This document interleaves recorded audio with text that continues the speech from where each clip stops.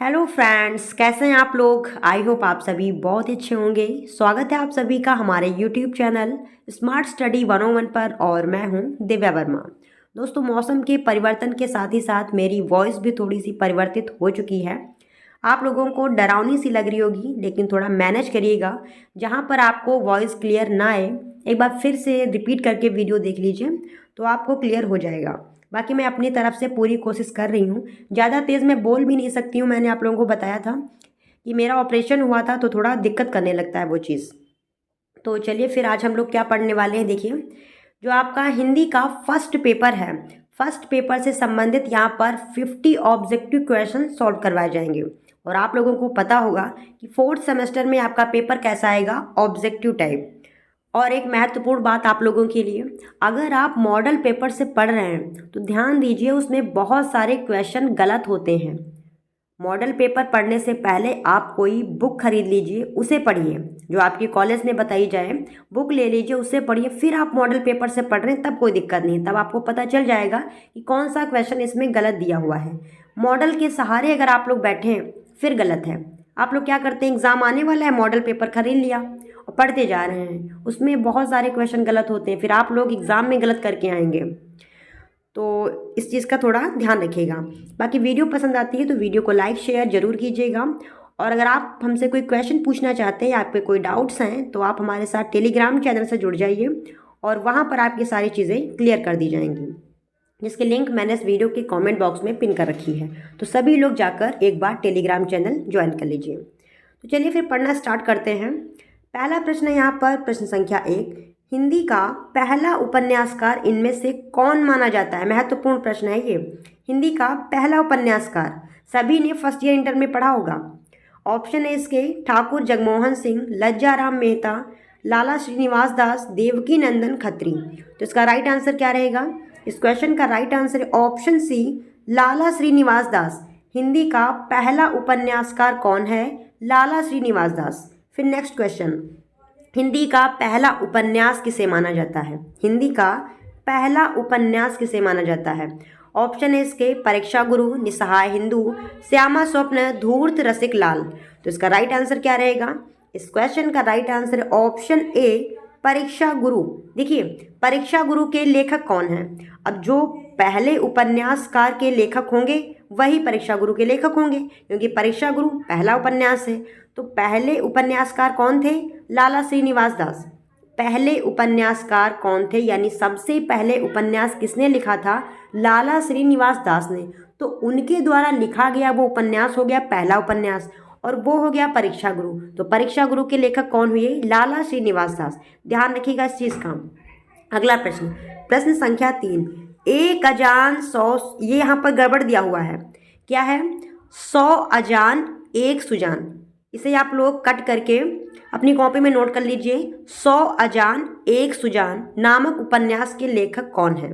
Option है इसकी प्रेमचंद्र, बालकृष्ण भट्ट, लज्जाराम मेहता, गोपाल राम गहमरी। तो इसका राइट आंसर क्या रहेगा। इस क्वेश्चन का राइट आंसर है ऑप्शन बी, बालकृष्ण भट्ट। फिर आगे आते हैं अगला प्रश्न, प्रश्न संख्या 4, बालकृष्ण भट्ट के उपन्यासों का मूल स्वर क्या है। बालकृष्ण भट्ट के उपन्यासों का मूल स्वर क्या है। ऑप्शन है इसके सुधारवादी एवं उपदेशमूलक, तिलस्मी एवं एयारी, प्रेम चित्रण, कृषक समस्याएं। तो इसका राइट आंसर क्या रहेगा। इस क्वेश्चन का राइट आंसर है ऑप्शन ए, सुधारवादी एवं उपदेशमूलक। फिर नेक्स्ट क्वेश्चन है प्रश्न संख्या 5, जासूसी उपन्यासों का हिंदी में श्रीगणेश करने का श्रेय किस उपन्यासकार को जाता है। जासूसी उपन्यासों को सबसे पहले हिंदी में किसने रूपांतरित किया, हिंदी में किसने कन्वर्ट किया। ऑप्शन है इसके बाबू देवकी नंदन खत्री, गोपाल राम गहमरी, इब्ने सफ़ी, ओम प्रकाश शर्मा। तो इसका राइट आंसर क्या है। इस क्वेश्चन का राइट आंसर है ऑप्शन बी, गोपाल राम गहमरी। फिर नेक्स्ट क्वेश्चन आता है प्रश्न संख्या 6, राधा कृष्ण के प्रेम का चित्रण करने वाला उपन्यास श्यामा स्वप्न किसने लिखा है। श्यामा स्वप्न, इसे आप लोग नोट कर लीजिए, ये यहाँ पर थोड़ा गड़बड़ है। श्यामा स्वप्न लिखा हुआ है यहाँ पर, किसने लिखा है। ऑप्शन है इसके बालकृष्ण भट्ट, ठाकुर जगमोहन सिंह, गोपाल राम गहमरी और लज्जाराम मेहता। तो इसका राइट आंसर क्या रहेगा? इस क्वेश्चन का राइट आंसर है ऑप्शन बी, ठाकुर जगमोहन सिंह। ठीक है, फिर नेक्स्ट प्रश्न संख्या 7, उपन्यास रहस्य नामक निबंध के लेखक का क्या नाम है? उपन्यास रहस्य नामक निबंध के लेखक का क्या नाम है? ऑप्शन है इसके प्रेमचंद्र, महावीर प्रसाद द्विवेदी, भारतेंदु और बालकृष्ण भट्ट। इसका राइट आंसर क्या रहेगा? इस क्वेश्चन का राइट आंसर है ऑप्शन बी, महावीर प्रसाद द्विवेदी। फिर आगे आते हैं अगला प्रश्न, प्रश्न संख्या 8, हिंदी के उपन्यासकार का नाम बताइए जिसकी कृतियों को पढ़ने के लिए बहुत से लोगों ने हिंदी सीखी। हिंदी के उस उपन्यासकार का नाम बताइए जिसकी कृतियों को पढ़ने के लिए बहुत से लोगों ने हिंदी सीखी। ऑप्शन यहाँ पर प्रेमचंद्र, बाबू देवकीनंदन खत्री, गोपाल राम गहमरी, बालकृष्ण भट्ट। तो इसका राइट आंसर क्या रहेगा?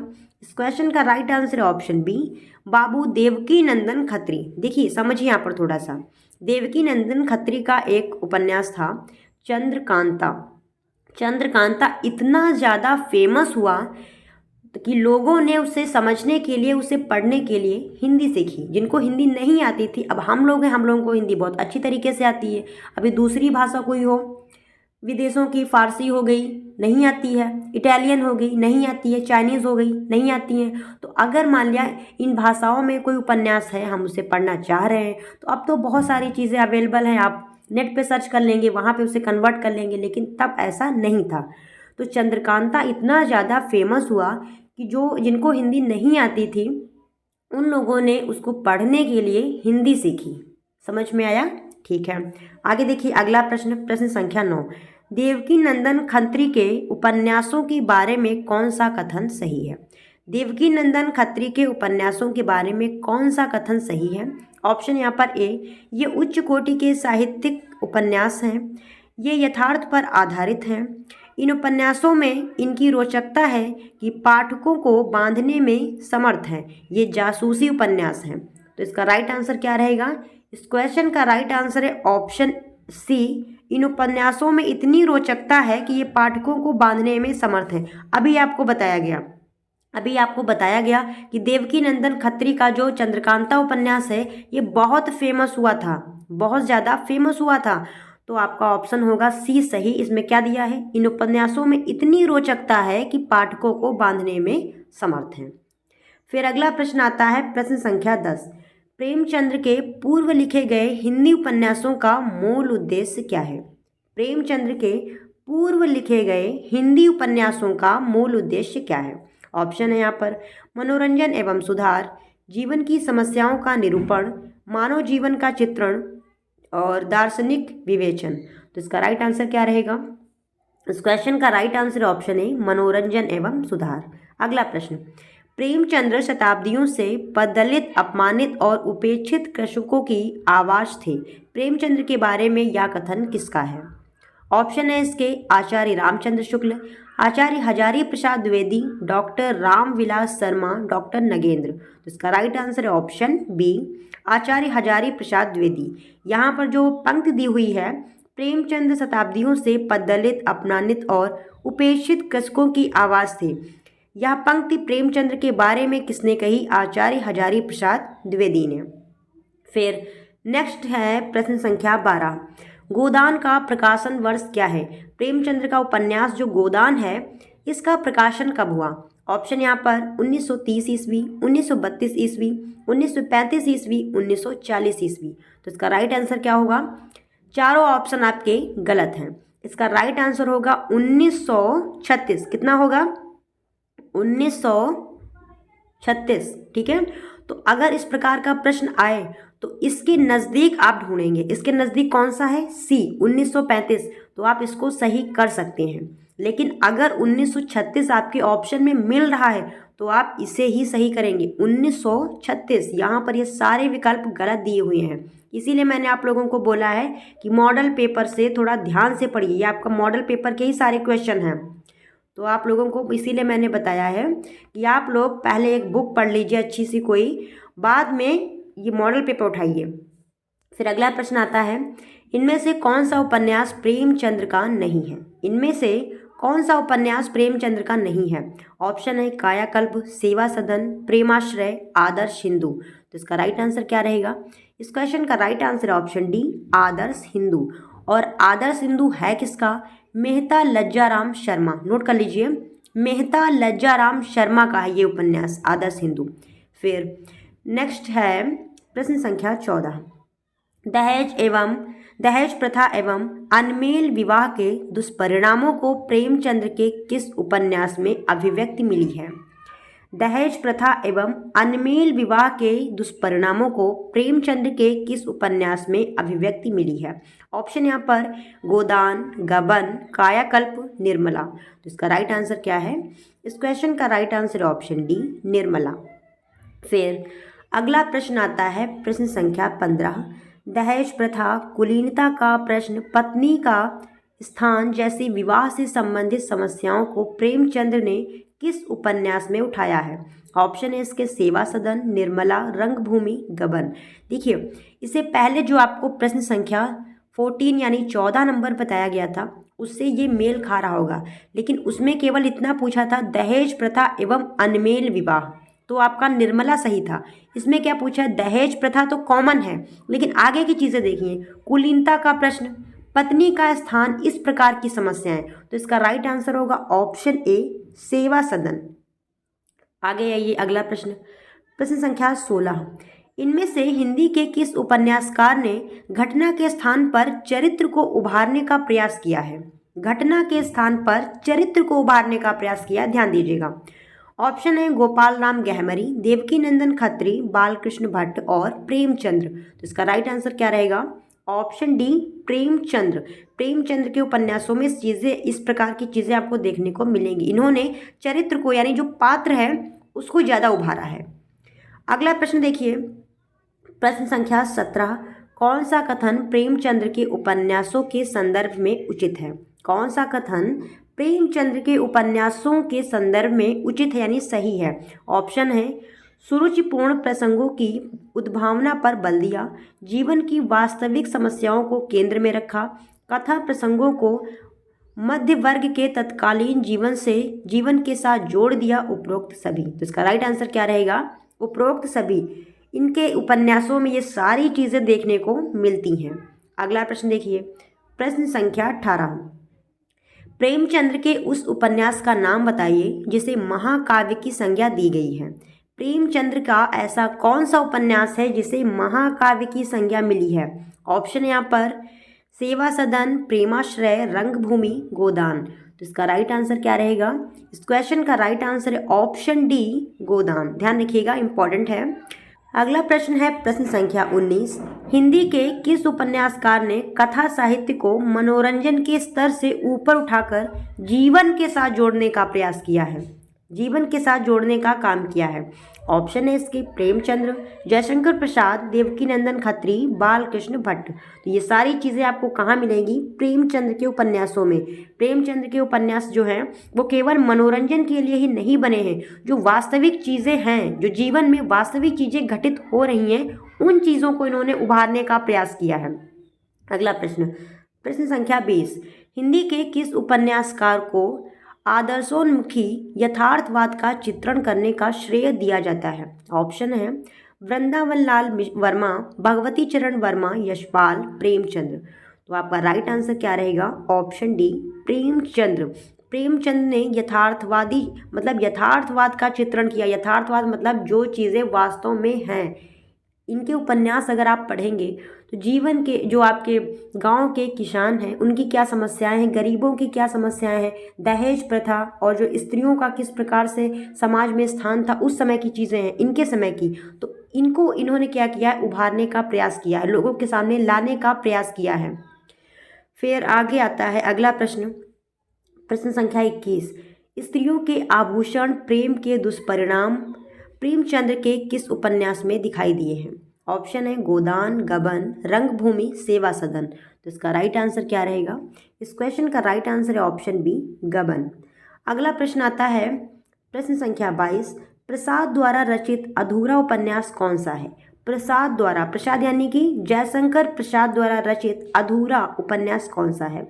ऑप्शन यहाँ पर ए कंकाल, बी तितली, सी इरावती, डी कोई नहीं। तो इसका राइट आंसर क्या रहेगा?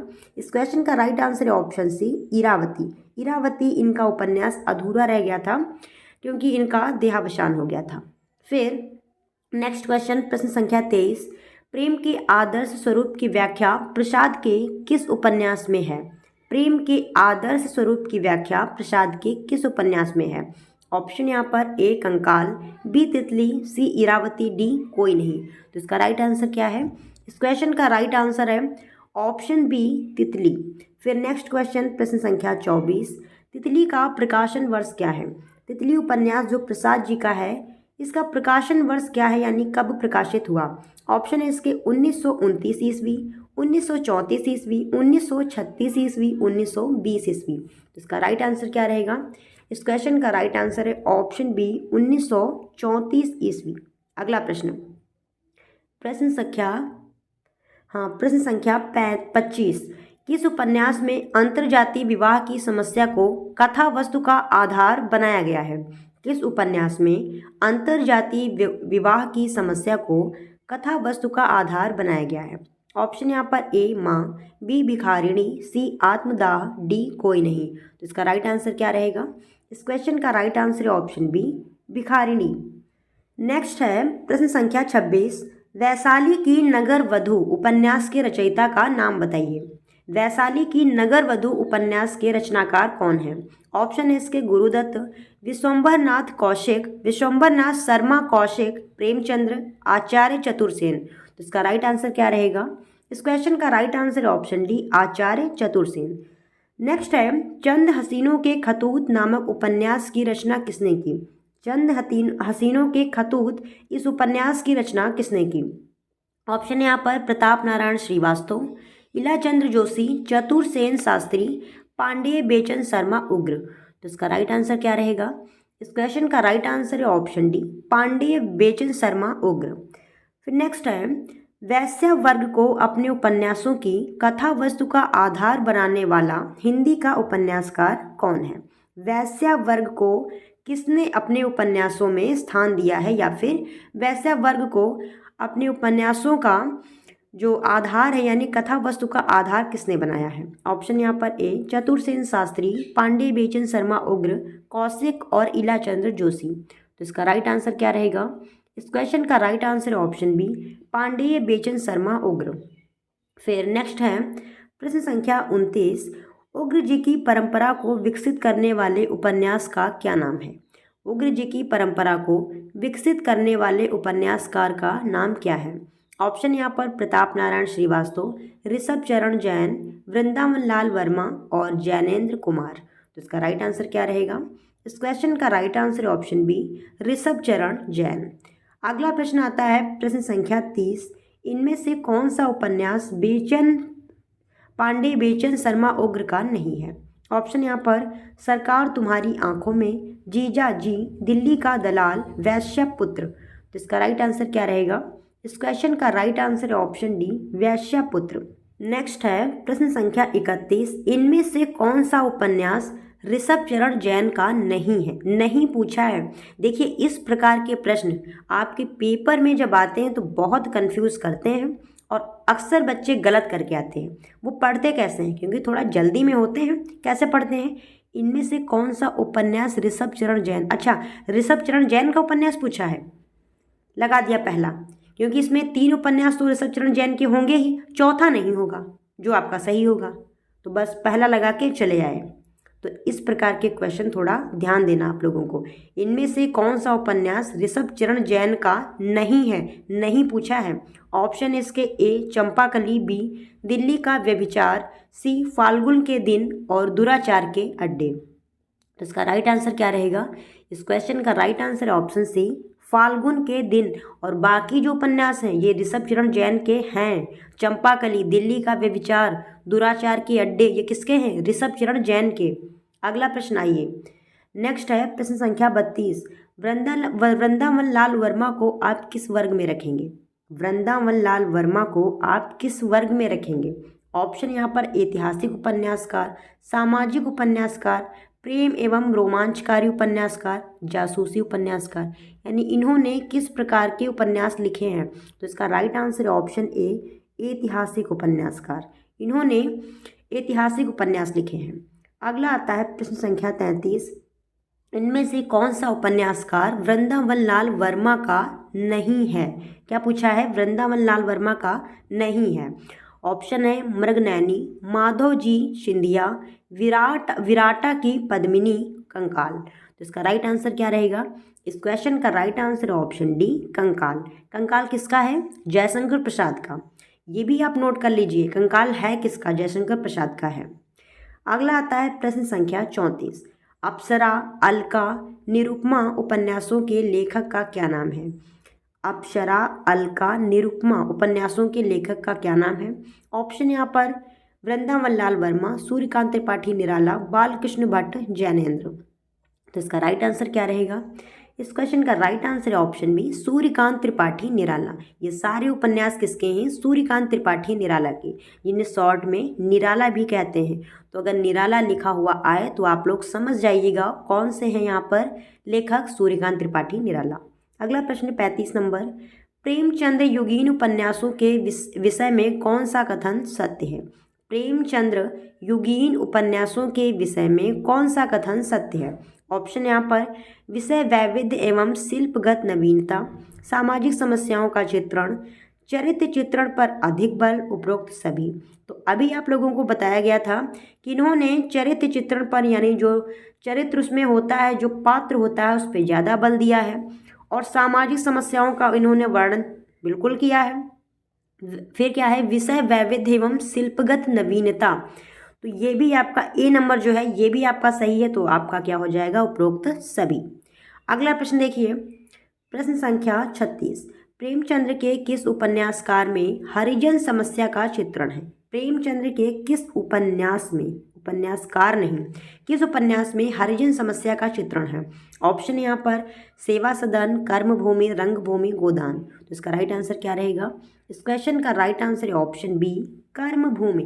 कर्मभूमि में हरिजन समस्या का इन्होंने चित्रण किया है। फिर नेक्स्ट आता है प्रश्न संख्या 37। प्रेमचंद्र के किस उपन्यास को ग्रामीण जीवन एवं कृषि संस्कृति का महाकाव्य कहा गया है? प्रेमचंद्र जी के किस उपन्यास को ग्रामीण जीवन एवं कृषि संस्कृति का महाकाव्य कहा गया है? ऑप्शन है यहाँ पर गोदान, प्रेमाश्रय, सेवा सदन, रंगभूमि। तो इसका राइट आंसर क्या है? अभी आप लोगों को बताया गया था कि प्रेमचंद्र के किस उपन्यास को महाकाव्य की संज्ञा मिली है, तो ऑप्शन ए, गोदान। अगला प्रश्न, प्रश्न संख्या 38। चौगाने हस्ती नामक उर्दू उपन्यास को प्रेमचंद्र, वन सेकेंड, ठीक है, चौगाने हस्ती नामक उर्दू उपन्यास को प्रेमचंद्र ने हिंदी में किस नाम से लिखा?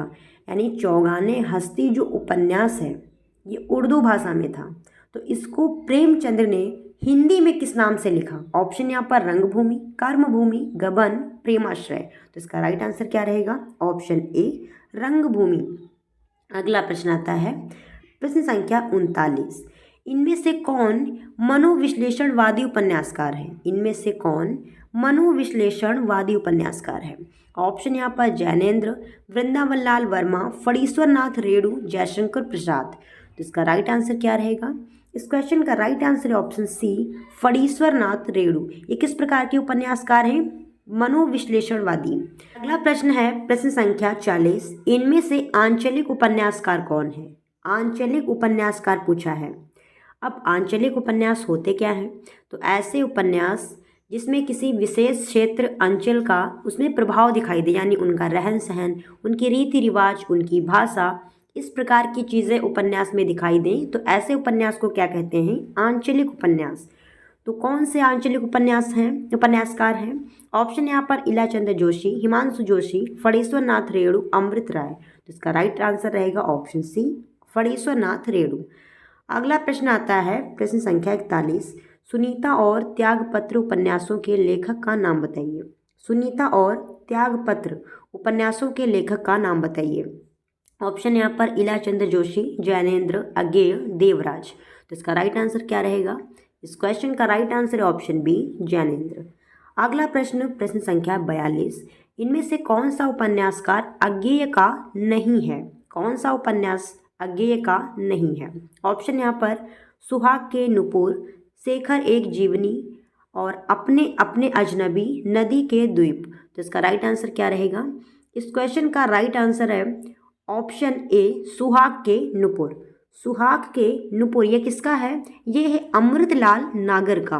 और बाकी के उपन्यास का जो बाकी के उपन्यास हैं, शेखर एक जीवनी, नदी के द्वीप, अपने अपने अजनबी, ये सभी किसके हैं? अज्ञेय के। अगला प्रश्न आता है प्रश्न संख्या 43। और एक बात, अज्ञेय का पूरा नाम क्या है? सभी लोग कमेंट बॉक्स में बताएंगे, देखें कितने लोगों को पता है अज्ञेय का पूरा नाम। अगला प्रश्न, इनमें से कौन सा उपन्यास जैनेन्द्र का नहीं है? इनमें से कौन सा उपन्यास जैनेन्द्र का नहीं है? ऑप्शन यहाँ पर सुखदा, सुनीता, त्यागपत्र, प्रेम और छाया। तो इसका राइट आंसर क्या रहेगा? इसका राइट आंसर है ऑप्शन डी, प्रेत और छाया। प्रेत और छाया ये उपन्यास किसका है? इलाचंद्र जोशी का। और बाकी के सुखदा, सुनीता, त्यागपत्र ये सभी किसके हैं? जैनेन्द्र के। अगला प्रश्न आता है प्रश्न संख्या 44, इनमें से कौन सा उपन्यास इलाचंद्र जोशी का नहीं है? इनमें से कौन सा उपन्यास इलाचंद्र जोशी का नहीं है? ऑप्शन यहाँ पर जहाज का पंछी, पर्दे की रानी, व्यतीत और ऋतुचक्र। तो इसका राइट आंसर क्या रहेगा? इस क्वेश्चन का राइट आंसर है ऑप्शन सी, व्यतीत। और व्यतीत है किसका? जैनेन्द्र कुमार का। ध्यान रखिएगा, जैनेन्द्र कुमार का है व्यतीत। अगला है प्रश्न संख्या 45, निम्नलिखित उपन्यासों में से कौन सा उपन्यासकार मार्क्सवाद से प्रभावित नहीं है? मार्क्सवाद से प्रभावित नहीं है। ऑप्शन यहाँ पर यशपाल, राहुल सांकृत्यायन, जैनेन्द्र, अमृत राय। तो इसका राइट आंसर क्या रहेगा? इस क्वेश्चन का राइट आंसर है ऑप्शन सी, जैनेन्द्र। अगला प्रश्न, प्रश्न संख्या 46, झूठा सच उपन्यास के लेखक का नाम बताइए। झूठा सच उपन्यास के लेखक का नाम बताइए। ऑप्शन है प्रेमचंद्र, भगवती शरण शर्मा, यशपाल, अमृतलाल नागर। तो इसका राइट आंसर क्या रहेगा?